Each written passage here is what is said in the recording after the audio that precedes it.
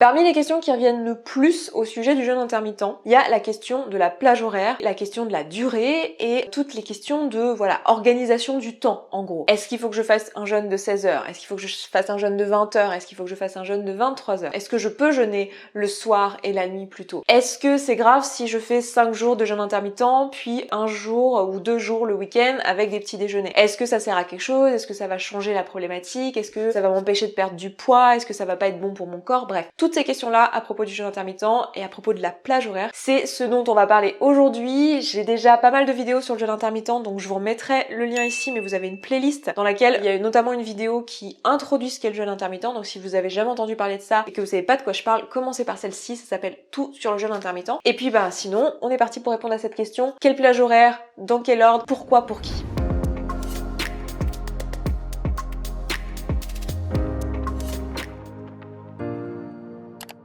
Si c'est la première fois que vous tombez sur cette chaîne, eh bien soyez la bienvenue, je m'appelle Esther Taïfé, je suis coach en émotion certifiée, spécialisée dans la perte de poids. Et mon boulot, c'est d'aider les femmes pour qui perdre du poids, ça paraît complètement impossible en fait. Elles croient pas que c'est possible pour elles, et elles ont déjà tout essayé. Vous avez certainement, si c'est votre cas, déjà tout essayé, des régimes, des rééquilibrages, du sport, etc. Mais rien n'y fait, et vous savez très bien quoi manger à ce stade. Vous êtes bien au courant de quoi manger, de quoi faire comme sport, mais c'est juste qu'en pratique vous n'arrivez pas à le faire en fait. Et que sur le long terme, ça ne marche pas, vous êtes persuadé que c'est un manque de volonté, alors en fait c'est un peu plus compliqué que ça. Donc si vous vous reconnaissez dans cette description, eh bien vous êtes au bon endroit, je vous invite à vous abonner. Les vidéos sortent tous les lundis et tous les jeudis.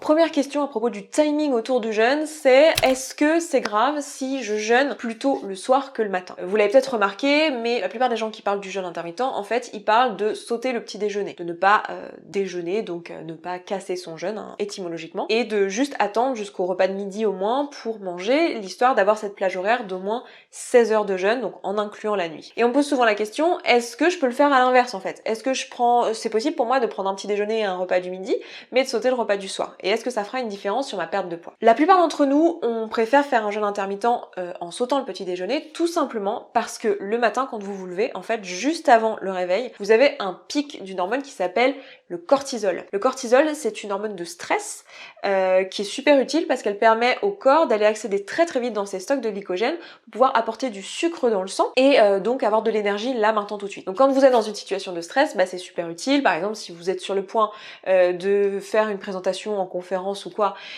ou devant je sais pas, une interview pour un job, ou devant votre classe si vous avez déjà eu à faire ça, ou devant votre équipe, vous allez avoir ce petit moment de stress juste avant de parler en public qui va faire accélérer votre cœur et voilà, qui va faire en fait monter le stress, monter le cortisol et qui va tout simplement permettre au corps de vite amener du sucre dans le sang pour vite nourrir toutes vos cellules et notamment ici le cerveau qui a besoin de se concentrer sur ah mon dieu, il faut pas que je rate la marche, il faut pas que j'ai l'air ridicule, il faut pas que j'oublie ce que j'ai à dire. Donc c'est une hormone qui est super utile, vous l'avez très souvent dans votre quotidien qui vient à chaque fois que vous avez des pics de stress, elle est là et notamment le matin pour vous lever parce qu'en fait pour le corps, le fait de se réveiller c'est un stress assez important. Du coup en fait quand vous vous levez, ce qui se passe c'est que votre corps il est déjà en train d'aller taper dans ses stocks de glycogène. Les stocks de glycogène, je vous rappelle, c'est ceux qui se trouvent dans le foie et dans les muscles. Donc, vous êtes déjà sur ce mode-là en fait, vous êtes déjà pas en train d'utiliser le sucre qu'il y a dans votre sang qui provient de votre alimentation, vous êtes en train d'utiliser vos stocks. Du coup vous êtes déjà très efficace à ça au moment où vous vous réveillez le matin. Du coup la plupart d'entre nous en fait on n'a pas faim parce que le corps il a pas envie de changer de mode en fait, vous êtes déjà dans un mode où vous êtes déjà en train de taper dans les stocks. Donc c'est plutôt intéressant de rester dans ce mode-là plutôt que de casser son jeûne en fait et de changer de mode. Donc c'est pour ça que la plupart d'entre nous on préfère faire ce choix-là parce que naturellement on n'a pas faim et aussi parce que physiologiquement c'est intéressant de sauter plutôt le petit déjeuner. Maintenant, dans la pratique, est-ce que c'est grave si vous le faites à l'inverse dans la mesure où vous avez quand même vos 16 heures? Pour l'avoir vu avec plusieurs coachés que j'ai eu et que j'ai accompagnés, on peut très bien y arriver en faisant l'inverse, en mangeant par exemple que le midi ou en mangeant un repas du matin, un repas du midi. C'est juste que pour la plupart d'entre nous, c'est pas le truc qui est naturel. Donc moi ce que je vous dirais, c'est tout simplement d'essayer pour vous. Si vous avez envie de le faire, essayez-le sur vous. Oui, il y a une différence hormonale pour ce que je viens de vous expliquer au niveau du cortisol, mais il est possible que ça fasse pas une énorme différence chez vous. Donc donc testez-le et voyez ce que ça donne. Deuxième question à propos des périodes et durées de jeûne intermittent qui reviennent tout le temps, c'est est-ce que je devrais faire un jeûne de 16 heures, un jeûne de 20 heures, un jeûne de 23 heures,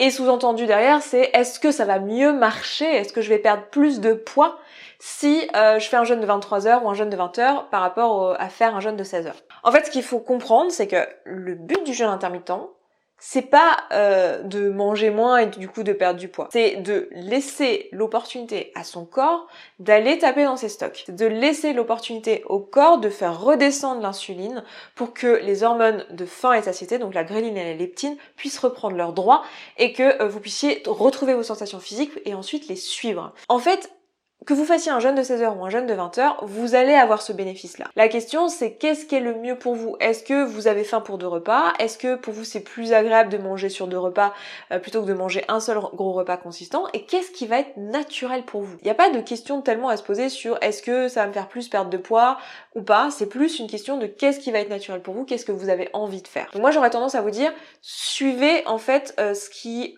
est facile pour vous. Si vous, naturellement, vous n'avez pas faim le matin au petit déjeuner et que vous n'avez pas particulièrement envie pour des raisons sociales de sauter votre repas du midi, faites 2 repas par jour, faites un jeûne de 16 heures, testez déjà sur un jeûne de 16 heures, prenez le temps de retrouver vos sensations physiques et ensuite voyez où vous voulez en aller et voyez où vous en êtes en fait, tout simplement. Donc il n'y a pas de règles et surtout ne vous ancrez pas la croyance que si vous faites un jeûne qui est plus long, vous allez forcément maigrir plus. En fait, le corps va maigrir au rythme auquel il veut. À partir du moment où vous avez redonné au corps ses droits, vous lui laissez en fait l'opportunité d'aller taper dans les stocks, il va taper au rythme auquel il en a envie. C'est pas vous qui contrôlez ça. Ça, c'est une croyance qu'on a parce qu'on a l'habitude en fait de penser en termes de rapport calorique, de déficit calorique, de je compte tout ce que je mange, etc. Et donc cette illusion que j'ai le contrôle sur ce que je vais perdre en fonction de ce que je mange, en réalité c'est plus compliqué que ça. Et si votre corps il a envie de perdre un rythme rapide, il perdra un rythme rapide, même avec un jeûne de 16 heures. Alors c'est sûr que si vous mangez, vous vous sous-nourrissez, c'est sûr que si vous mangez vraiment très peu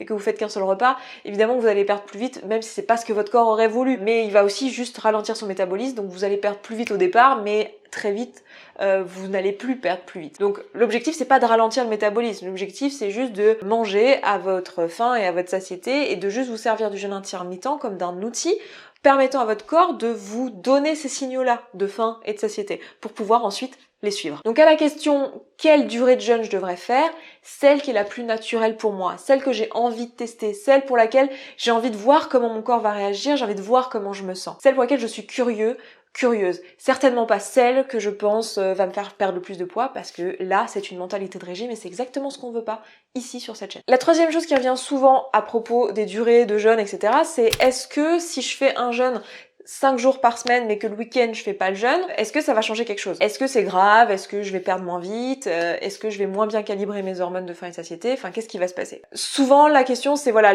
en semaine j'ai pas de mal à sauter le petit déjeuner mais le week-end j'aime bien prendre mon temps, faire un repas un peu plus long, ou alors c'est en semaine j'ai pas de problème à faire qu'un repas par jour, par contre le week-end j'aime bien faire un brunch et donc j'en fais 2, et est-ce que ça va changer quelque chose? En fait, oui, ça va changer quelque chose parce que à partir du moment où vous cassez un jeûne, vous cassez un jeûne. Hormonalement, il n'y a pas de négociation. Vous voyez, oui, ça change quelque chose. D'un point de vue hormonal, ça change quelque chose. Maintenant, est-ce que ça n'est du coup pas bénéfique et c'est pas la peine de faire un jeûne intermittent? Bien sûr que non. Bien sûr que c'est mieux de faire un jeûne intermittent 5 jours dans la semaine et de pas le faire le week-end que pas faire de jeûne intermittent du tout. Donc faites ce qui est naturel pour vous en fait. Encore une fois, je vais répondre un peu la même chose qu'à la question précédente, c'est faites ce qui est adaptable à votre mode de vie, ce que vous avez envie de faire, ce qui vous fera pas de brouhaha de dingue. L'objectif c'est de trouver un mode de vie, une mode d'alimentation qui va vous faire du bien. Ce qui m'amène à la dernière question que j'ai souvent par rapport à ces plages horaires, c'est est-ce que je dois changer ma plage horaire à un moment donné? Est-ce que si j'ai commencé sur un jeûne de 16 heures, est-ce qu'à un moment donné il faudra que je passe sur un jeûne de 20 heures pour maigrir plus vite? Ou est-ce que genre là j'étais sur un jeûne de 20 heures et en fait ça devient inconfortable, j'ai faim et tout, est-ce que il faut que je repasse à un jeûne de 16 heures? Et en gros, est-ce que le jeûne intermittent c'est un mode de vie? Est-ce que c'est un truc à vie quoi? En fait, ça va dépendre. L'objectif, encore une fois, du jeûne intermittent, c'est de vous redonner les sensations physiques. Donc, une fois que les sensations physiques sont retrouvées, vous n'avez qu'à les suivre. Pour beaucoup de personnes, comme je vous disais à l'instant, on va rester calé sur un jeûne intermittent de 16 heures ou de 20 heures parce que pour la plupart des gens, en fait, ça fait juste sens au niveau du fonctionnement du corps humain que de manger moins souvent dans la journée et plutôt décalé vers le soir. Juste pour des raisons physiologiques. Du coup, c'est pas étonnant en fait que la plupart des gens qui commencent avec un jeûne intermittent se sentent tellement bien et retrouvent des sensations physiques tellement claires et ont tellement de performances même mentales, physiques pour les personnes qui les traquent et pour qui c'est important, que en fait elles ont pas du tout envie de revenir sur un autre mode d'alimentation et leur corps leur demande pas surtout. Ils aiment bien être sur un jeûne intermittent et ils restent sur un jeûne intermittent. J'ai vu des clientes qui étaient pendant 6 mois sur un jeûne de 20 heures, qui ont perdu tout leur poids sur un jeûne de 20 heures, puis un jour, leurs sensations physiques ont fait que elles se sont retrouvées à ravoir faim le midi alors qu'elles ne mangeaient pas le midi depuis des mois. Et en fait, dans ce cas, c'est ce qu'on appelle un retour de la faim. C'est juste votre corps qui a décidé que là, c'est bon, il avait perdu les kilos qu'il avait perdus. Le corps, il vous donne faim quand il a besoin de nourriture et il vous baisse l'appétit lorsqu'il veut utiliser ses stocks. Donc si vous arrivez à une corpulence qui est tout à fait normale, c'est pas forcément étonnant que vous ayez un retour de la faim. Ça veut peut-être dire juste que vous, dans votre cas, manger suffisamment d'un repas, c'est difficile pour vous, en fait, vous le faites pas. Donc du coup, vous avez un retour de la faim dans un autre moment de la journée. Et dans ce cas, faut juste suivre ses sensations physiques. Il faut juste s'assurer qu'à ce moment-là, c'est bien un retour de la faim, c'est bien des sensations physiques de faim et de satiété qui vous parlent et pas une envie ou un truc de genre j'aimerais bien manger des céréales sucrées quoi, parce que ça va être un peu différent au niveau des sensations physiques. Et normalement à ce stade, si vous êtes bien calibré, si ça fait des mois que vous êtes sur un jeûne intermittent, vous savez bien reconnaître une faim, d'un appel au sucre, d'une envie qui est plus émotionnel qu'autre chose, et donc normalement vous n'aurez pas de mal à le reconnaître. Donc à la question, est-ce qu'on peut changer sa plage horaire? Oui, si le corps le demande. Et vous verrez que des fois même, vous commencez sur un jeûne de 16 heures, vous perdez du poids, puis en fait à un moment donné, c'est trop pour vous de manger 2 fois, et votre corps vous demande en fait de raccourcir votre période de jeûne en fait. Vous apercevez que vous n'avez pas tellement faim le midi, là où vous mangiez d'habitude, et du coup vous décalez votre période de jeûne, et oui ça accélère votre perte de poids, mais c'est parce que votre corps l'a choisi en fait. Vous pouvez changer cette période de jeûne là en suivant votre corps ou en expérimentant. Si vous ne savez pas, si vous êtes juste curieux, si vous voulez juste voir comment votre corps réagit, vous pouvez aussi le faire en mode exploratoire et puis voir ce qui se passe, prenez des notes, observez votre corps, devenez un expert en fait de votre corps, écoutez vos sensations physiques et vous verrez très vite ce qui vous fait du bien de ce qui vous fait pas du bien. Et si vous avez des doutes sur les symptômes que vous expérimentez pendant le jeûne, n'hésitez pas à aller voir ma vidéo sur les débutants. Pour débuter, non c'est pas celle-ci, il y en a une, bref, allez voir la playlist parce que j'ai un peu oublié, j'en ai fait beaucoup, mais il y en a une sur les symptômes et tous les trucs pour les débutants dans le jeûne intermittent, et parfois on a un peu peur quand on commence, on a des sensations de faim, on peut avoir des maux de tête, des trucs comme ça, et on pense qu'il y a un problème avec le jeûne alors que pas nécessairement. Donc je vous recommande d'aller regarder cette vidéo si vous voulez en savoir plus à ce propos-là. Bon, voilà pour les questions auxquelles je voulais répondre.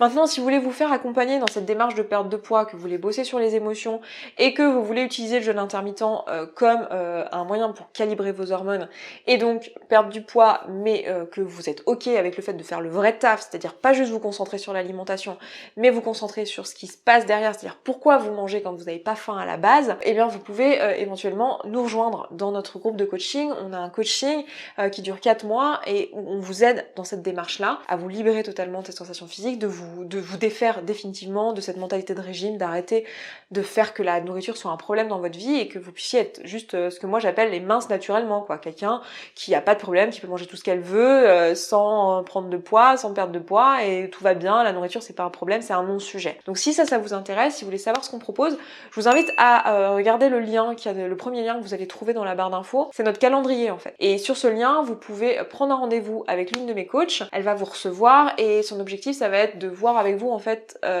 quelles sont les problématiques que vous rencontrez et si oui ou non ça relève du coaching et si oui ou non nous on peut vous aider. Et si c'est le cas, ce sera avec grand plaisir que je vous coacherai et que vous rencontrerez l'équipe, parmi lesquelles vous avez aussi une nutritionniste si vraiment vous êtes intéressé ou s'il y a des trucs pour vous à régler au niveau nutritionnel. Mais on fera surtout du coaching en émotion. Donc on se retrouvera peut-être bientôt dans un coaching et puis d'ici là, moi ce que je vous propose c'est de se retrouver en vidéo. Je vous souhaite une très belle journée et puis je vous dis à la prochaine. Ciao ciao.